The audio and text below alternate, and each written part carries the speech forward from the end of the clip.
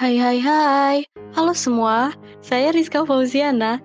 Di sini saya akan menjelaskan tentang definisi eksponen dan sifat-sifat eksponen.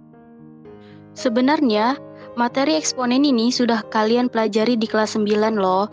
Hayo, apakah kalian masih ingat? Apa yang dimaksud dengan eksponen? Jadi, eksponen adalah suatu bentuk perkalian dengan bilangan yang sama, kemudian diulang-ulang. Ya, semacam perkalian yang diulang-ulang gitu deh. Tujuan eksponen ini adalah untuk menyederhanakan atau mempersingkat penulisan perkalian bilangan yang sama, yaitu dalam bentuk pangkat. Oleh karena itulah, eksponen bisa juga kita kenal sebagai bilangan berpangkat. Sebenarnya, memahami eksponen gak cukup hanya hafal masalah perkalian aja. Kalian juga harus memahami sifat-sifat dan bentuk lainnya dalam eksponen. Oke, sebelum kita ketahui apa saja sifat-sifat eksponen itu, ayo kita ketahui dulu bentuk umum eksponen. Jadi biar kalian lebih paham, saya akan menjelaskan tentang penyebaran virus. Nah, kalau kita buat tabel data penularan virus, pada fase pertama ada 2 orang. Kemudian, pada fase kedua ada 4 orang yang tertular. Dan pada fase ketiga ada 8 orang yang tertular. Pada fase keempat, teman-teman bisa nebak nggak ada berapa orang yang akan tertular? Gimana coba? Nah, seandainya penularan konstan setiap orang menularkan kepada 2 orang lainnya, maka dari fase ketiga ini kan ada 8 orang, dan masing-masing menularkan kepada 2 orang.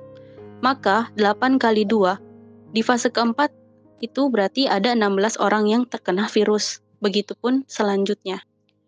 Oke, kita mulai dari definisi bilangan berpangkat atau definisi eksponen. Misalnya, A pangkat N. Bilangan berpangkat itu adalah bentuk perkalian yang berulang sebanyak pangkatnya.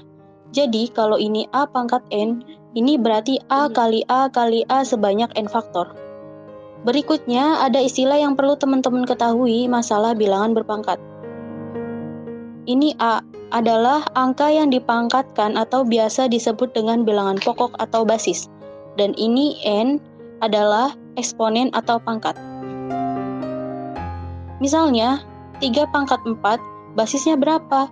Ya, basisnya 3, dan pangkatnya adalah 4. 3 pangkat 4 itu artinya 3 kali 3 kali 3 sebanyak 4 kali. Jadi, nilainya berapa? 3 kali 3, yaitu 9, dikali 3, dan dikali 3 lagi, sama dengan 81. Lalu, contoh selanjutnya ada negatif 2 pangkat 3. Lalu gimana kalau basisnya negatif seperti ini? Negatif 2 pangkat 3. Ya sama aja berarti negatif 2 kali negatif 2 kali negatif 2 sebanyak 3 kali.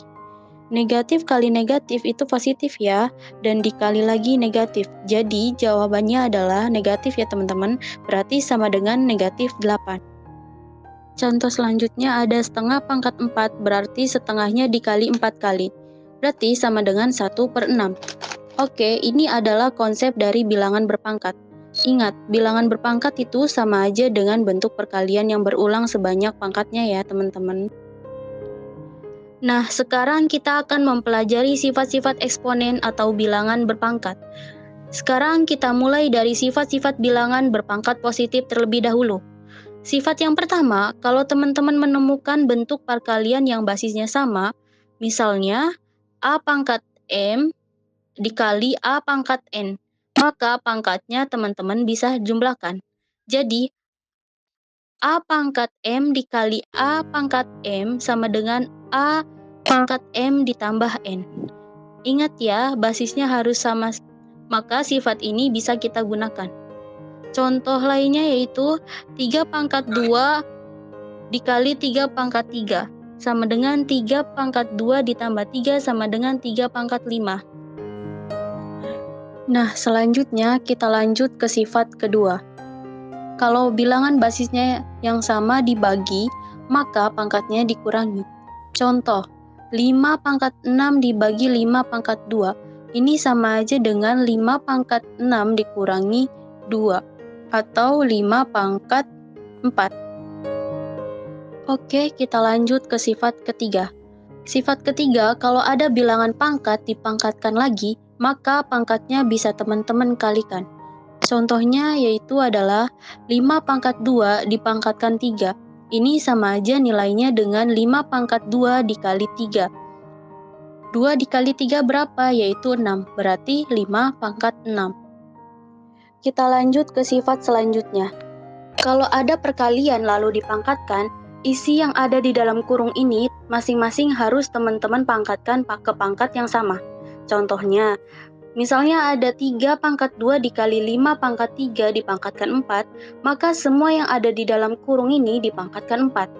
3 pangkat 2 dipangkatkan 4 dikali 5 pangkat 3 dipangkatkan 4.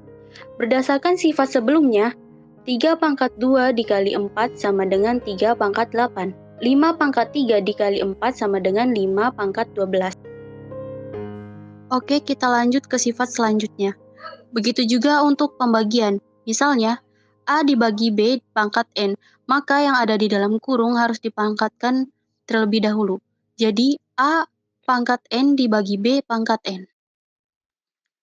Misalnya ada contoh 2/3 dipangkatkan 3, sama dengan 2 pangkat 3 dibagi 3 pangkat 3, sama dengan 2 pangkat 3 ada 8, 3 pangkat 3 sama dengan 27. Jadi hasilnya 8/27.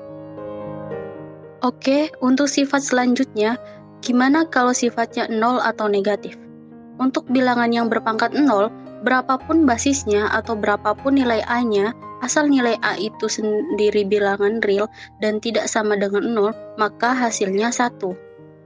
Kalau bilangan berpangkat negatif, misalnya A pangkat negatif N, berarti sama aja dengan 1 per A pangkat positif N. Untuk A itu adalah bilangan real, A tidak sama dengan 0, dan N adalah anggota bilangan bulat. Untuk bilangan berpangkat pecahan, untuk sifat-sifatnya sama aja kayak pangkat positif. Cuman, ada tambahan. Misalnya, teman-teman menemukan A pangkat M per N, ini kita bisa diubah menjadi bentuk akar. Jadi, A pangkat M per N sama dengan akar pangkat N dari A pangkat M. Sekian pemaparan saya mengenai materi definisi dan sifat-sifat eksponen. Semoga penjelasan yang saya sampaikan dapat dimengerti dan dapat dipelajari dengan baik. Terima kasih semuanya. Bye-bye.